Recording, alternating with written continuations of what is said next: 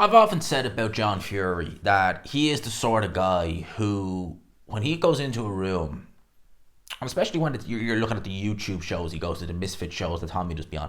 When he goes into a room and he's in there with people, again, like the Misfit fighters, real dweeby, real kind of little guys, he tries to go in there. That's why you see him at those shows particularly more brazen than he normally. Now he's brazen at these shows as well, obviously, but he's way more in your face and brazen at those shows.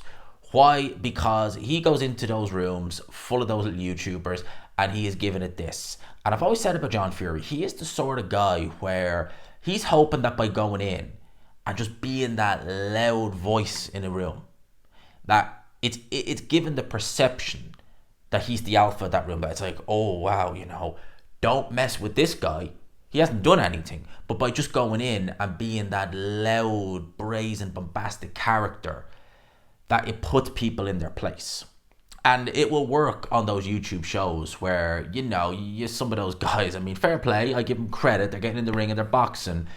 But yeah, like really, they're not going to be intimidating many people. You contrast that to a real show, a boxing show. A good example, like I'm going to read a quote here he gave on Pro Boxing Fan when he was asked about criticism that Carl Froch and Simon Jordan, rightly so, gave to Tony Bellew as well, gave to John Fury. He said, "Them people are not even worth mentioning. Stand here and slate me." Well, Dylan White did he not?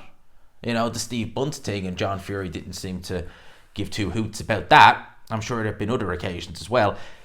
They talk behind the camera miles away, but they won't face Big JF face to face. If they do, they're stupid men. Because that is where the last stand will be. I don't care who they are. I'm the king of the bare knuckle men, and I can't be beat on them streets. Didn't he say do you remember last year when Sugar Hill Stewart was over here to train Lawrence Okolie for David Light? He came over to train Lawrence Okolie for that, and Team Fury were trying to make it out that he was over training Tyson for an Usyk fight. And Sugar Hill Stewart himself let the cat out of the bag that no, he had his tickets booked to go home. And John Fury was giving interviews where he was saying, wait until he better hope he doesn't see me, this, that, and the other. Well, Sugar Hill Stewart is still part of Team Fury. Nothing has appeared to happen. So again, as I've said with John Fury several times, all bark, no bite. The quintessential bully. And here you have it again. Whenever he's mentioned the likes of Carl Froch, and Carl Froch obviously would annihilate John Fury. It goes without saying. Same with Tony Bellew. When Carl Froch made a call out, I think it was Carl Froch who made the call out, John Fury, oh yeah, we can do this, providing the terms are right. So you went from any man, anytime, any place to the correct terms. Interesting. Is that in the, the fighting man 101? That, any man, any place, any time. But if you read the small print, has to be under the correct terms. Always read the small print. I would assume so. He's also mentioned Tony Bellew. And again, I'll be looking forward to seeing how Carl Froch responds with this. But with John Fury, the jig is up. The jig was up a long time ago. But now I think it really is. And I'm going to play a little excerpt from an interview Tony Bellew gave with TalkSport. And I've certainly disagreed with Tony Bellew on many things over the years. But occasionally he does say things that I do agree with. And with this, with the with the John Fury situation, I'll actually quote him directly here. Because John Fury apparently threatened to headbutt him next. Good luck with that. I mean, Tony Bellew has been retired for nearly 6 years. Yeah, Tony Bellew. I achieved more in 60 seconds than John achieved in his life. I never big myself up, but just because something shouted out or something shot out of your genitalia and became one of the greatest heavyweights in the world, that does not mean you can validate your opinion on every other fighter. You got your arse handed to you by Henry Akinwande. Now get a grip of yourself, and he did. That's there for the world to see against Henry Akinwande. His record, he had at least 4 losses in his career. He didn't have many fights, John Fury. I'll play this excerpt from TalkSport. Have a quick listen. He said if you go out there and he sees you, he'll headbutt you. So the next time that you see each other, there's going to be tension, right? What will happen? Andy, no one's going to butt me, mate. No one's going to do anything to me. And like I said, for every action, there's a reaction. So I don't need to call out John Fury, mate. I've achieved more within 60 seconds of my boxing career than John Fury's ever achieved in his life. He could not even be spoken about in the same breath as me. Now, I never big myself up, ever. But when it comes and competes and compares to the likes of John Fury, listen, mate, just because something shot out of your nuts and became one of the greatest heavyweights in this world, it does not mean you can validate your opinion on every other fighter possible. You have not got the first clue or idea what it's like to be a championship-minded fighter. You got your ass absolutely handed to you off Henry Akin one day. Now get a grip of yourself. Now, I'm trying to be as nice and respectful as I can, but he just needs to keep my name out of his mouth because it's got absolutely nothing. I don't fear any man whatsoever. And I include him in that. Like I said before, I've got all the respect in the world for his sons. I think they're lovely lads. I had a good chat with them at the unveiling of Usyk and the Fury, the first press conference.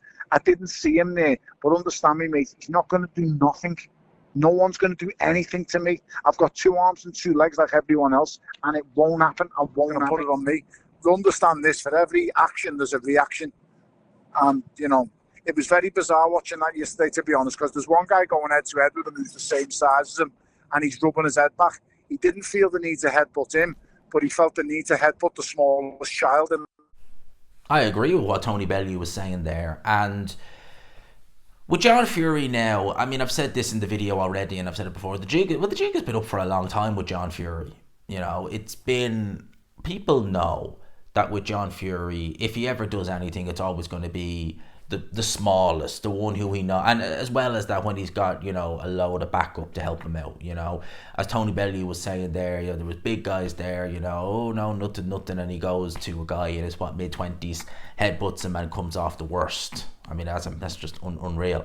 I liked what I heard about what Alex Krasuk was saying, that about the 2 eggs, and his was the one to crack first. And as many of you will know, I'm a lover of history, and you always see a lot of the time in battles, especially medieval battles or battles in general, those who make the first move, they tend to lose.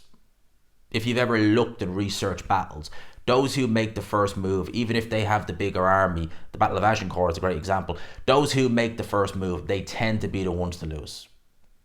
More often than not. I'm not saying that's an omen for this coming weekend, but it does tend to be the case. If you look at medieval battles, those who, you know, make the first move, make the first attack, so to speak, yeah, it doesn't tend to work out too well for them. For the most part, anyway. There is obviously exceptions. Battle of Hastings being one of them. But, yeah, John Fury, he is what he is, and no one buys it anymore. And people are sick of it. No one looks at John Fury as this big, you know, hard man, and, you know, he's the best over 50-year-old in the world, and no one could match him, no one could take him. At the end of the day, John Fury has shown himself for what he is several times. When the heat's really been on him, when Dylan White has called him Steve Bunce live on TV, with Dev Sandy and the world watching, John Fury was just... It's all good. When Carl Froch says something and he is the safety of being in Saudi Arabia, Carl Froch in the UK, blah, blah, blah, blah, blah, blah, yada, yada, yada, yada, yada. We're fighting men. The Fury's fighting men. Yeah.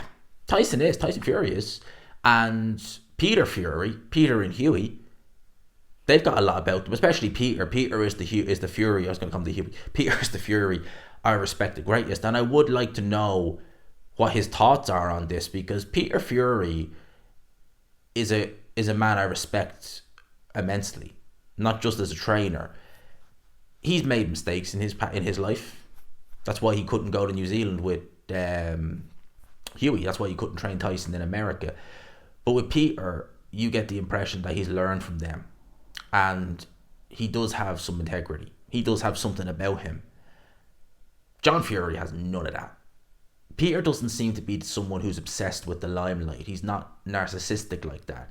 John Fury, it's just, you know, make it all about me. Make it all about me. Make it all about me. Everything he does, he has to be the loudest one in the room. And as the saying goes, the loudest one in the room is normally the weakest.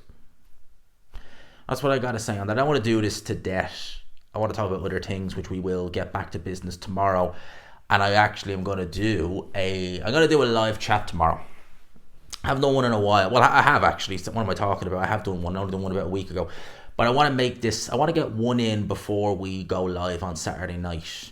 So tomorrow, about 8 p.m. UK time, we will be sitting over there and we will have a chat about all things boxing.